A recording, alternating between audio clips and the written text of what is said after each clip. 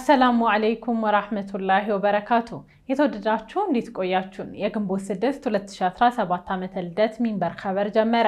የዕለቱ ሚንበር ኸበር እየመራው ፋይዛ መሐመድ ከእናንተ ከተመልካቾች ጋር ቆያለሁ።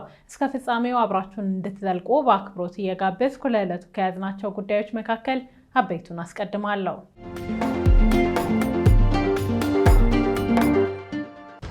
ቀዳሚዎቹ ኢትዮጵያውያን ሁጃጅ በዛሬው ዕለት መዲና ገቡ።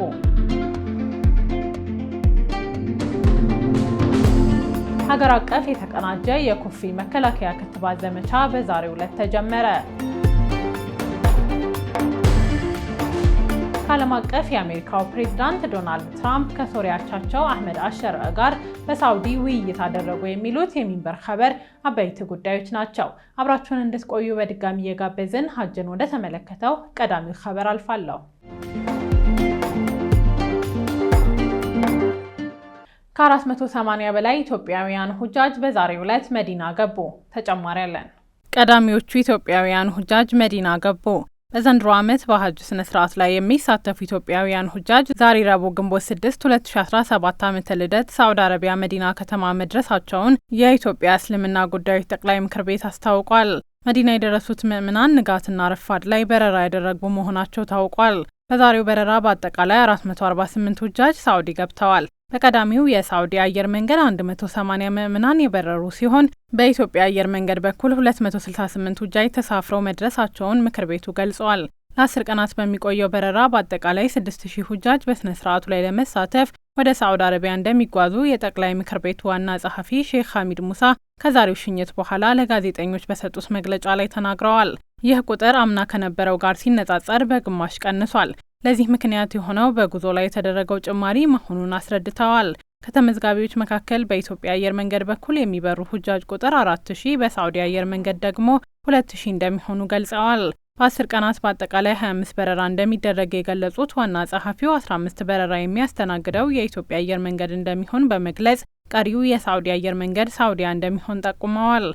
ፍላይቶቹ ሜይ በአሁኑ ወር ሜይ 27 ይጠናቀቃሉ፣ ግንቦት 19 ይጠናቀቃሉ ተብሎ ይገመታል። ፍላይቶቹ ብዛታቸው 25 ናቸው። 15ቱ በኢትዮጵያ አየር መንገድ ነው የሚበሩት። 10ሩ ፍላይት ደግሞ በሳዑዲ አየር መንገድ ነው የሚበሩት። የመስተንግዶ፣ የሽኝቱ፣ የአቀባበሉ ሁኔታ እኛ በገመገምነው መሰረት በጣም የሚያስደስት መልኩ ነው የተፈጸመው። በኢትዮጵያ አየር መንገድ በተርሚናል ውስጥ ተርሚናል 2 ውስጥ ጥሩ መስተንግዶ አዘጋጅቶልናል። ሁጃጆቹ የሚያርፉበት፣ የሚሰግዱበት፣ እስቲንጃ የሚያደርጉበት፣ የሚጠባበቁበት አረቢያ መጅሊስ እና ቆንጆ ቆንጆ ምንጣፎችን አንጥፎ ጥሩ ጥሩ ታቤላዎችን በመለጠፍ የመነቃቃት ስራ ሰርቷል። የኢትዮጵያ አየር መንገድ በነገራችን ላይ የሀገር ኩራት ነው። በዶላርም በማገዝ ሐጃጆቹ እንዲስተናገዱ ላለፉት 2 ዓመታት በተከታታይ ያደርጉልናል። በኢትዮጵያ ሙስሊሞች ሕዝብ ላቅ ያለ ምስጋናችንን እናቀርባለን። በዛ መሰረትም ዛሬ ኤርፖርት ላይ ተገኝተን እየሸኘን እንገኛለን። የፓስፖርት መጥፋት፣ የቪዛ መቃጠል፣ የቲኬት መዘበራረቅ የሚባል ነገር ከናካቴው ጠፍቶ በጥሩ ሁኔታ ላይ ነው አሁን የምንገኘው። ሐጃጆቹ ቤታቸው ቀድሞ ቲኬት ይደርሳቸዋል። ጥቂቶቹ ሲቀሩ ቪዛቸው ይደርሳቸዋል። ፓስፖርት ተሰብስቦ በርካታ ግርግሮች ይፈጸሙ ነበር። አሁን ግን በፓስፖርት ኮፒ ነው ቪዛ እየወረደ ያለውና ጥሩ ተጨባጭ ላይ ያለን መሆኑን ሁላችንም ልናውቅ ይገባል። የመዲና መስተንግዶ ተጧጡፋል። የእስልምና ጉዳዮች ምክር ቤት ከፍተኛ ኃላፊዎች እና ከፍተኛ ኤክስፐርቶች፣ ባለሙያዎች መዲና በመገኘት ሐጃጆችን እየተቀበሉ ይገኛሉ። ዛሬ ማለዳ ላይ ከቦሌ አየር መንገድ በጠቅላይ ምክር ቤቱ ሽኝት የተደረገላቸው ሁጃጅ መዲና ከተማ በሚገኘው ልዑል ሙሐመድ ቢን አብዱል አዚዝ ዓለም አቀፍ አየር ማረፊያ ሲደርሱ አቀባበል እንደተደረገላቸው ጠቅላይ ምክር ቤቱ ያወጣው መረጃ ያመለክታል። በዘንድሮ ሐጅ ስነ ስርዓት ላይ ከመላው ዓለም ከ1.8 ሚሊዮን በላይ ምዕመናን ተሳታፊ ይሆናሉ ተብሎ እንደሚጠበቅ የሳውዲ አረቢያ ሐጅና ኡምራ ሚኒስቴር መረጃ ያመለክታል።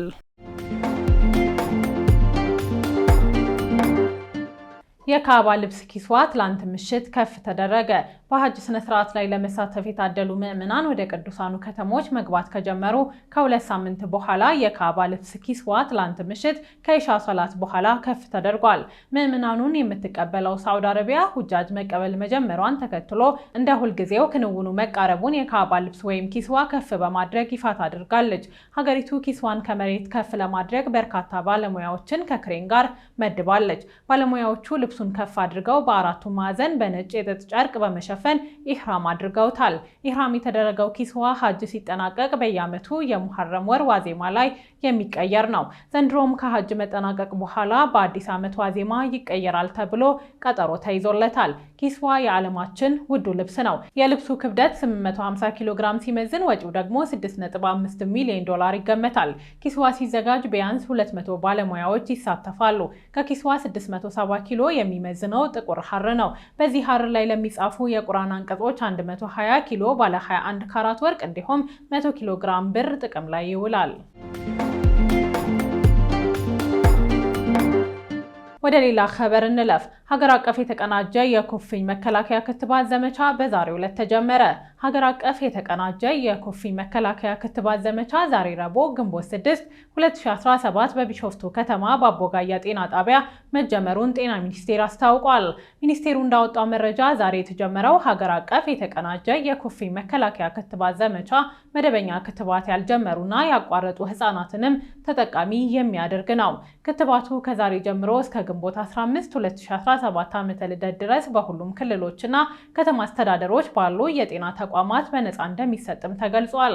በማስጀመሪያ መርሃ ግብሩ የተገኙት የጤና ሚኒስቴር ዴኤታ ከፍተኛ አማካሪ ሌሊሳ ማኑኤል የተቀናጀ የኩፍኝ ክትባት ዘመቻው የስርዓተ ምግብ የእናቶችና ህጻናት ጤና አገልግሎትን ያካተተ ነው ብለዋል። ክትባቱ እድሜያቸው ከ5 ዓመት በታች የሆኑ 17.5 ሚሊዮን ህጻናት እንደሚወስዱም ተናግረዋል። የክትባት ዘመቻው ቀደም ሲል መደበኛ ክትባት ያልጀመሩና ያቋረጡ ህጻናትንም ተጠቃሚ የሚያደርግ መሆኑን በመግለጽ ለዚህም በክትባቱ ዙሪያ የማህበረሰቡን ግንዛቤ የሚያሳድጉ የንቅናቄ ስራዎች፣ የጤና ባለሙያዎችን ማሰልጠንንና የግብዓት አቅርቦት በዝግጅት ምዕራፎች መከናወናቸውን ጠቅሰዋል። በመሆኑም ወላጆች፣ አሳዳጊዎችና ሁሉም የማህበረሰብ ክፍል ህጻናት ልጆች የክትባቱ ተጠቃሚ እንዲሆኑ ኃላፊነታቸውን ሊወጡ እንደሚገባ መልእክት አስተላልፈዋል። የተቀናጀ የኩፍኝ በሽታ መከላከያ ክትባት ከቢሾፍቱ በተጨማሪ በተለያዩ ክልሎች ዛሬ በዘመቻ መሰጠት ተጀምሯል። ክትባቱ መሰጠት ከተጀመረባቸው ክልሎች መካከል ጋምቤላና አፋር ክልሎች እንዲሁም ድሬዳዋ አስተዳደር እንደሚገኝበት የዘገበው ኢዜአ ነው። በአዲስ አበባ ከተማ ለአውቶቡስ ብቻ በተፈቀደው መንገድ ከአምቡላንስ ውጪ ሌሎች ተሽከርካሪዎች እንዳይሄዱ ሊከለከል ነው። በአዲስ አበባ ከተማ ለአውቶቡስ ብቻ በተፈቀደው መንገድ ከአምቡላንስ ውጪ ሌሎች ተሽከርካሪዎች እንዳይሄዱ ሊከለከል መሆኑን የከተማው ትራንስፖርት ቢሮ አስታውቋል። የቢሮ ጥናትና ቴክኖሎጂ ዘርፍ ምክትል ቢሮ ኃላፊ አቶ ወርቁ ደስታ በአዲስ አበባ ከተማ የትራንስፖርት ፍሰቱ የተፋጠነ እንዲሆን ለአውቶቡስ ብቻ የተፈቀደ መንገድ ቢኖርም ሌሎች ተሽከርካሪዎች ስለሚጠቀሙበት ፍጥነቱ የተገደበ መሆኑን ገልጸዋል። ለብዙሃን ትራንስፖርት በተፈቀደው መንገድ የመንግስት መስሪያ ቤት መኪኖች፣ የጸጥታ አካላትና የዲፕሎማት ተሽከርካሪዎች ስለሚጠቀሙበት በተፈለገው ልክ ግቡን አለመምታቱን ተናግረዋል። በመሆኑም በቀጣይ ለብዙሃን ትራንስፖርት በተሰራው መንገድ ላይ ከአምቡላንስ ውጪ ሌሎች ተሽከርካሪዎች እንዳይጠቀሙ ለማድረግ እየሰራ መሆኑን ምክትል ቢሮ ኃላፊው ገልጸዋል። ኃላፊው አሰራሩ ተግባራዊ የሚደረግበትን ጊዜ አለመናገራቸውን የከተማው ብዙሃን መገናኛ ኔትወርክ ዘግቧል።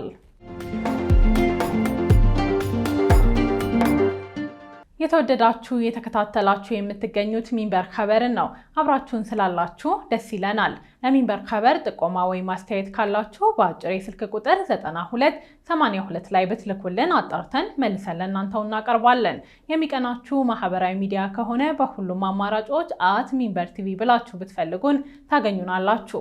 ድረገጻችንን www.minbertv.comን ብትጎበኙ ደግሞ አዳዲስ መረጃ ታገኛላችሁ። አሁን ደግሞ የዕለቱን አብይ ጉዳይ እናስታውሳችሁና እንመለስ። ቀዳሚዎቹ ኢትዮጵያውያን ሁጃጅ በዛሬው ዕለት መዲና ገቡ። ከቆይታ በኋላ የአሜሪካው ፕሬዝዳንት ዶናልድ ትራምፕ ከሶሪያ አቻቸው አህመድ አልሸርዕ ጋር በሳውዲ ውይይት አድርገዋል። ዝርዝሩን ይዘን እንመለሳለን። ይጠብቁን። የፍልስጤም ሀገረ መንግስት እውቅና ላይ ያላትን አቋም ማንም ሊወስን እንደማይችል ፈረንሳይ ገለጸች። ፈረንሳይ የፍልስጤም ሀገረ መንግስት እውቅና ላይ ያላትን አቋም ማንም ሊወስን እንደማይችል የገለጸችው በውጭ ጉዳይ ሚኒስትር ጂያን ኖኤል ባጎ በኩል ነው። የውጭ ጉዳይ ሚኒስትሩ ይህን የተናገሩት በሀገሪቱ ብሔራዊ ምክር ቤት በነበረው ውይይት ወቅት ነው። በዚሁ መድረክ ላይ የእስራኤል መንግስት በጋዛ የሚፈጽመውን የጭካኔ ተግባር እንዲያቆምና በምትኩ በዲፕሎማሲና በተኩስ አቁም ድርድር ላይ እንዲያተኩር አሳስበዋል። አያይዘውም ሀገራቸው የፍልስጤምን ሀገረ መንግስት እውቅና ለመስጠት ፍቃደኛ የሆኑ ሀገሮችን አንድ ላይ የማሰባሰብ ዓላማ እንዳላት ገልጸዋል። ጭካኔ የተሞላበት ያሉት የእስራኤል ኃይል ለዲፕሎማሲ፣ ለተኩስ አቁም ድርድር በጋዛ ለሚኖሩ ዜጎች የሚደርሰው የሰብአዊ እርዳታ ላይ እንቅፋት ከመፍጠር እንዲቆጠብ አሳስበዋል። የውጭ ጉዳይ ሚኒስትሩ አስተያየት የመጣው የእስራኤል የውጭ ጉዳይ ሚኒስትር ጌዲኦን ሳሃረ የፈረንሳዩ ፕሬዝዳንት ኢማኑኤል ማክሮን በሰኔ ወር ለፍልስጤም ሀገረ መንግስት እውቅና ለመስጠት ያሳለፉትን ውሳኔ በመቃወም ከተናገሩ በኋላ ነው። ለፍልስጤም ሀገረ መንግስት እውቅና ትሰጣለች የተባለችው ፈረንሳይ ከሳዑዲ አረቢያ ጋር የፍልስጤምና እስራኤልን ግጭት ያስቀራል ባሉት የሁለት ሀገር ምስረታ የመፍትሄ አማራጭ ላይ የሚመክር ኮንፈረንስ ልታዘጋጅ መሆኑን ከዚህ ቀደም አስታውቃለች። የሀገሪቱ ፕሬዝዳንት ኢማኑኤል ማክሮን ከሳምንታት በፊት በአረብ ሊግ የጸደቀውን የጋዛ መልሶ ግንባታ እቅድ እንደሚደግፉ ገልጸው ነበር። በሰኔ ወር የሚዘጋጀው ኮንፈረንስ ግብፅን ጨምሮ በቀጠናው ከሚገኙ ባለድርሻ አካላት ጋር በትብብር የሚዘጋጅ መሆኑንም ገልጸዋል። የአሜሪካው ፕሬዝዳንት ዶናልድ ትራምፕ ከሶሪያ አቻቸው አህመድ አልሸሪዕ ጋር በሳውዲ ውይይት አደረጉ። አህመድ አብዱራህማን ዝርዝር አለው። የአሜሪካው ፕሬዝዳንት ዶናልድ ትራምፕ በባህረ ሰላጤ ሀገራት እያደረጉ የሚገኘው ይፋዊ ጉብኝት የዓለም አቀፍ መገናኛ ብዙሃንን ትኩረት እንደሳበ ቀጥሏል። ፕሬዝዳንቱ ቀዳሚ ባደረጉት በሳውዲ አረቢያ ቆይታቸው ከልዑል አልጋ ወራሽ መሐመድ ቢን ሰልማን ጋር ውይይት አድርገዋል። በውይይቱ ካነሷቸው ጉዳዮች መካከል የሶሪያን ወቅታዊ ሁኔታ የሚመለከተው ይገኝበታል። በዚህም ሶሪያውያን በዚህ ውይይት ለመስማት የሚናፍቁት ዜና ደጃቸው ደርሷል። ይህ ዜና ትራምፕ ከመሐመድ ቢን ሰልማን ጋር ተቀምጠው የተናገሩት ነው። ፕሬዝዳንቱ ሀገራቸው በሶሪያ ላይ ጣለችውን ማዕቀብ እንድታነሳ ትዕዛዝ እንደሚያስተላልፉ ይፋ አድርገዋል። ይህን የሚያደርጉት ሶሪያ ዳግም ወደ ከፍታዋ እንድትመለስ ዕድል ለመስጠት መሆኑንም ገልጸዋል። ትራምፕ የገቡትን ቃል የሚፈጽሙ ከሆነ ከቀድሞ ፕሬዝዳንት በሻር አልአሰድ አገዛዝ ማግስት የምትገኘው ሶሪያ እንደ አውሮፓውያኑ አቆጣጠር ከ1979 በኋላ ሙሉ ለሙሉ ከአሜሪካ ማዕቀብ ነጻ ትሆናለች። አሜሪካ በሀገሪቱ ላይ ማዕቀብ መጣል የጀመረችው የተሰናባቹ በሻር አልአሰድ አባት ሐፊዝ አልአሰድ የፕሬዝዳንት ስልጣን ላይ በነበሩበት ወቅት ነው። ይህ ዜና ከተሰማ በኋላ ሶሪያውያን በደማስቆ ጎዳናዎች በመውጣት ደስታቸውን ሲገልጹ መታየታቸውን አልጀዚራ ዘግቧል። ትራምፕ ማዕቀቡን ከማንሳታቸው በተጨማሪ ከሀገሪቱ ጊዜያዊ አስተዳደር ፕሬዝዳንት አህመድ አልሸሪዕ ጋር በአካል ተገናኝተው ውይይት ማድረጋቸውም ተዘግቧል።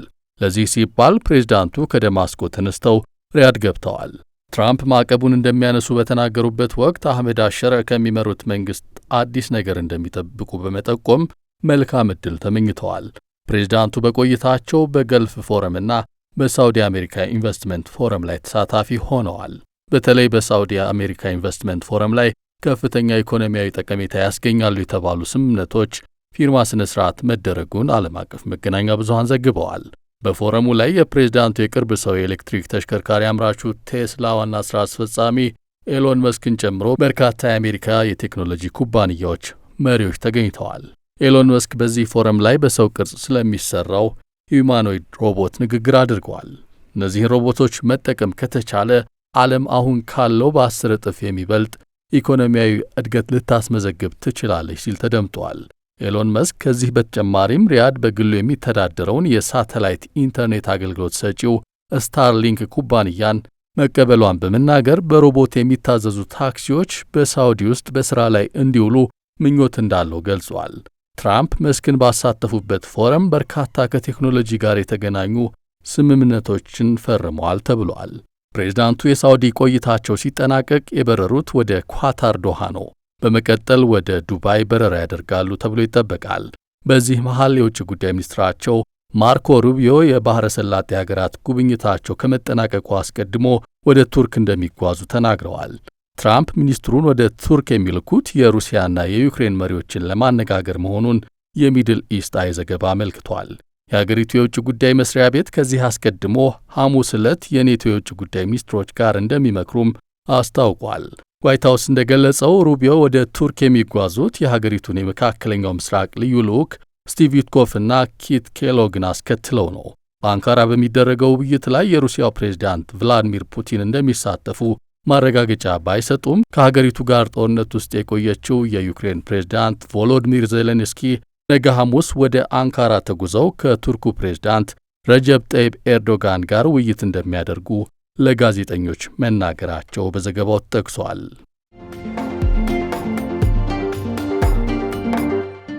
ውድ ተመልካቾች ለዛሬ ያዘጋጀነው የሚንበር ኸበር በዚሁ ተጠናቀቀ።